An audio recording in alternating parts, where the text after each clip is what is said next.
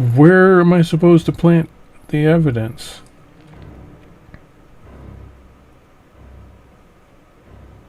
And wait, how do I open my inventory? Oh, with escape. Toss. Okay. Well, maybe I should save the game. Maybe I should have saved the game before. Anyway. So now I've saved the game. But where would you... Where do I put... So this was her room.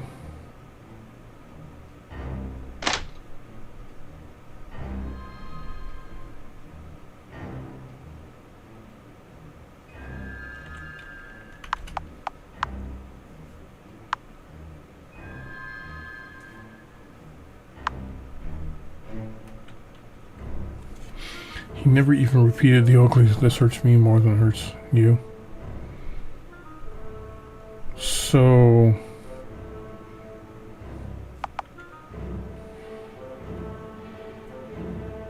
Sure, let's plan it here.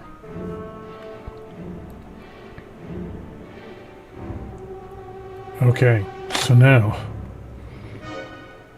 Let's go kill her.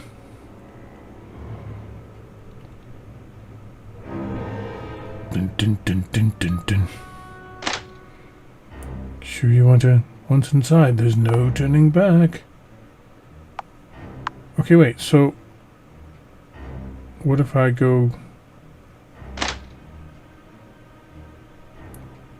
Can they change my mind? I don't have anything else to say to you, boy. Of course you don't. Because I'm gonna murder your daughter. I'm not sure why I have to murder her. Your mother's listening to music. You know better than to disturb her. Okay, so that's it? That's all of the talkies?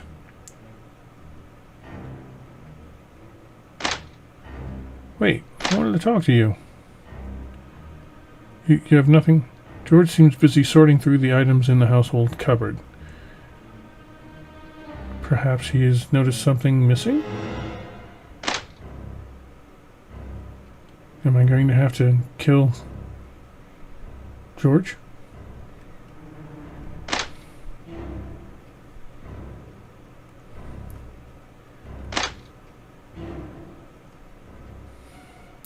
The knife is gone. As she cleans the pots, but she's always too busy for idle chatter. Okay, well, then I guess it's time to go murder her. Come on. Let's go get our kill on.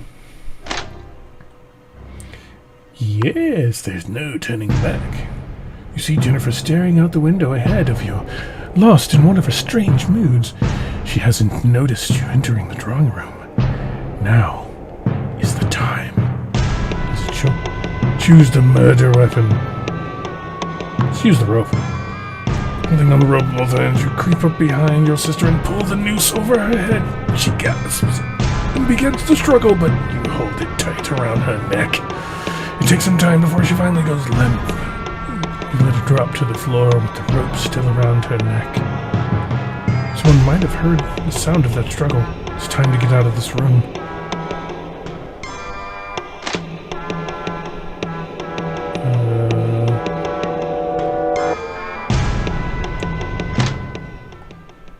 Let's go sit with Mother.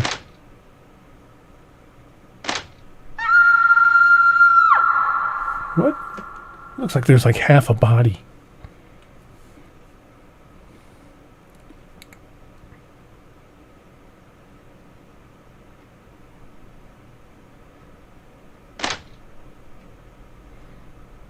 What?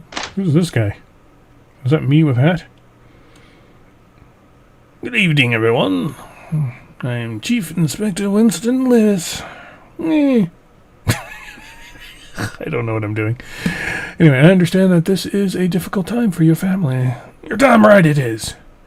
I want to know what you're doing wasting time here while my daughter's killer is still out there. Actually, Dad. Why is there blood?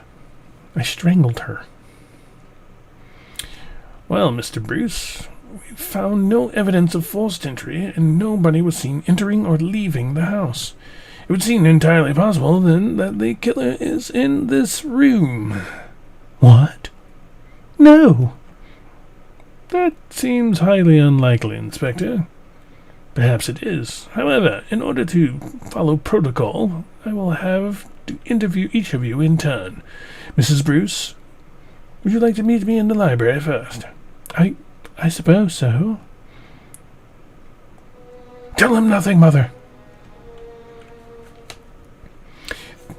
Thank you for joining me in here, Mr. Bruce. I'm sure this won't take long. Before we begin, I will need to search your person. Best to get these formalities out of the way. Is this really necessary? I'm afraid so. Turn around, please. Now that's out of the way. Let's move on to the interview.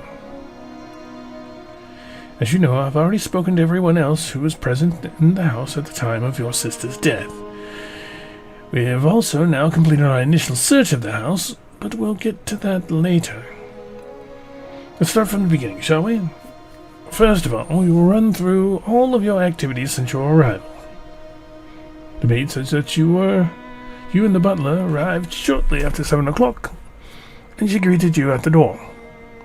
She says that you mentioned during your conversation that you were not on good terms with your family.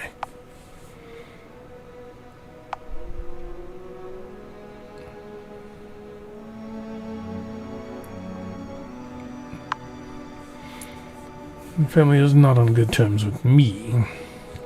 It's been that way since I chose to leave the family home. Of course. Understand. Later, you went to speak to the maid again, which is curious. Why did you decide to visit the kitchen?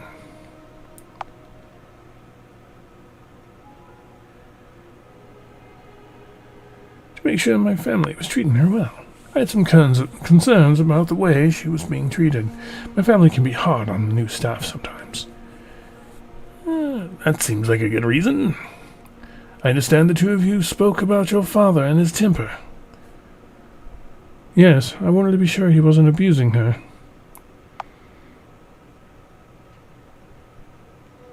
I had some concerns, but she put my mind at ease.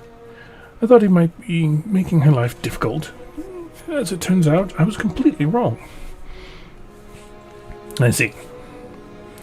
Later on, you had a conversation with your mother, Gloria, in the parlor, with a you. She says you spoke briefly about your sister. Apparently, you seemed quite concerned about her well-being.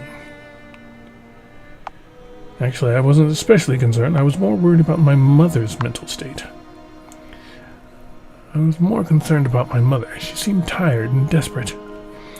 I'm sure that dealing with my sister for so many years had taken its toll on her. Your mother was behaving unusually then? She was not herself. I see. You went to see your father in the library. I understand your conversation became quite heated.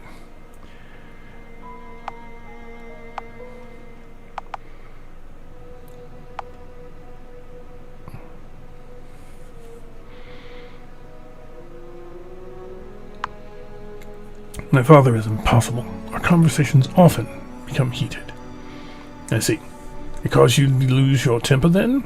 You discussed the prospect of your moving back to Dunshiel. You said you would only move back if your sister was placed in psychiatric care. I had her own best interests at heart. She belonged in care. You may be right, Mr. Bruce. However, you seem to be the only one who felt that way. Your father also told me that you threatened him with physical violence during your conversation.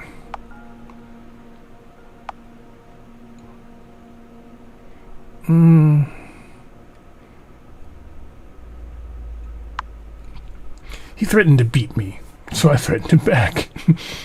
Are you in the habit of threatening old men, Mr. Bruce? Only when they think they're gonna whoop my ass. My father can handle himself, trust me. I see. He likes saying that. Let's discuss your conversation with the butler. You spoke about your mother's recent moods, yes?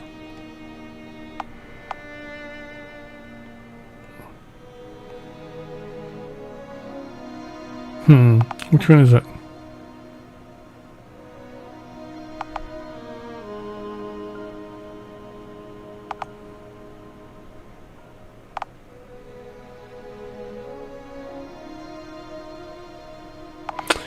I don't know. I can't remember. Was he worried because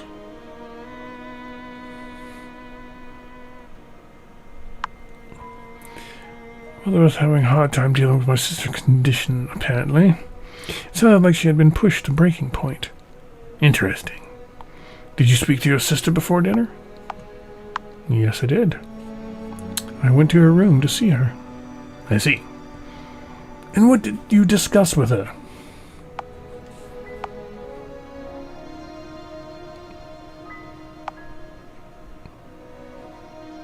We didn't discuss her obsessions.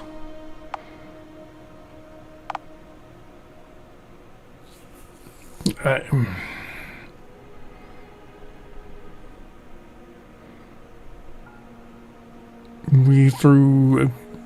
Would that be small talk or would that be nothing at all? She insulted me and I left. Really didn't talk about anything.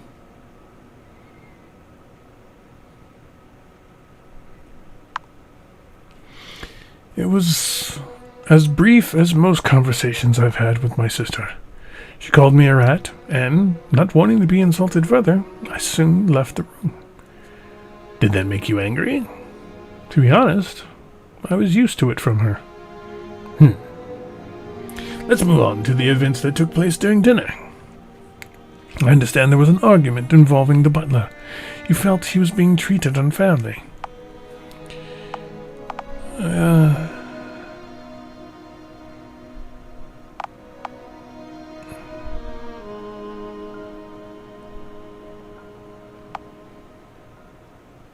I just said let the man pour the wine.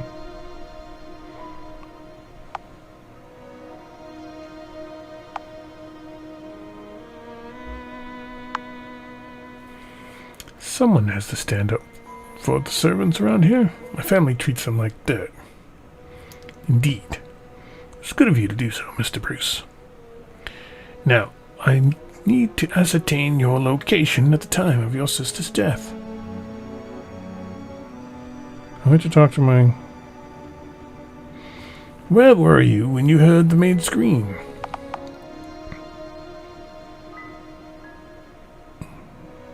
Ground floor.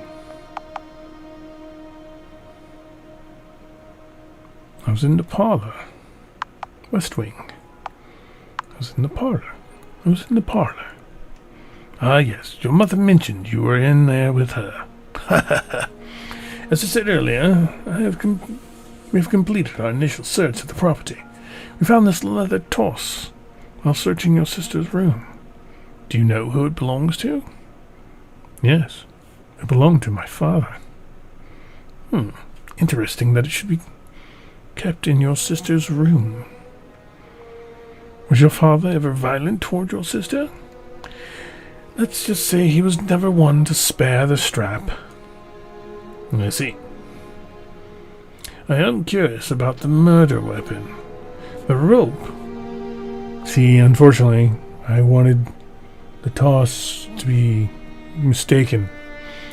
The rope which was used to strangle your sister came out of the butler's cupboard, which is generally kept locked, I believe. Suicide is a possibility. She may have tried to hang herself, and the rope came loose, causing her to fall to the floor. It's all very interesting. I will be completely honest with you. Now, Mr. Bruce, while some of your behavior this evening has been peculiar, I can find no cause for any significant suspicion.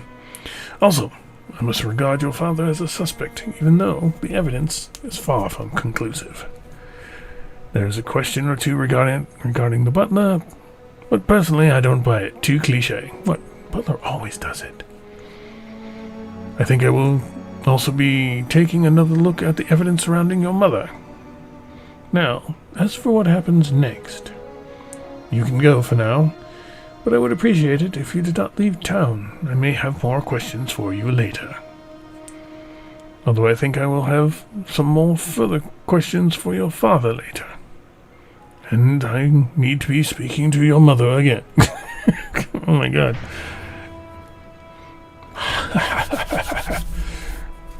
I got away with murder. Although the inspector harbored suspicions about you, you were not brought in for further questioning. Your father was taken in for questioning and initially became the prime suspect, but it was determined that there was not sufficient evidence to lead to an arrest. Damn it. You had gotten away with murder, it seemed. However, you had not given them sufficient reason to suspect anyone else either, and your father harbored suspicions of his own. Some years later, you were surprised to see his obituary in a national newspaper and horrified to learn that he had given his estate and possessions to a trust organization. Okay, so I did not get the ending I wanted. Okay, so not the good ending. You had committed this foul act for nothing. And now, there was nothing at all to give you comfort in the long night when the demons of your past came to haunt you.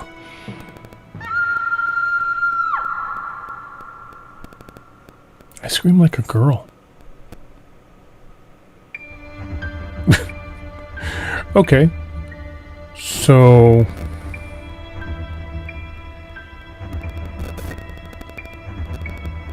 I guess I gotta do that all over again? Because I didn't choose the right things?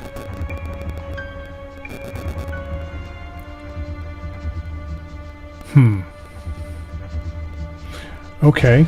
Well, dang it. Alright, anyway. That was the deed. That was not the good ending. So Giotto's on.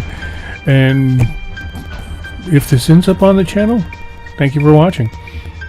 If it doesn't, well then, I'm just talking to myself for no reason. Either way. See you. Thanks for hanging out. Bye.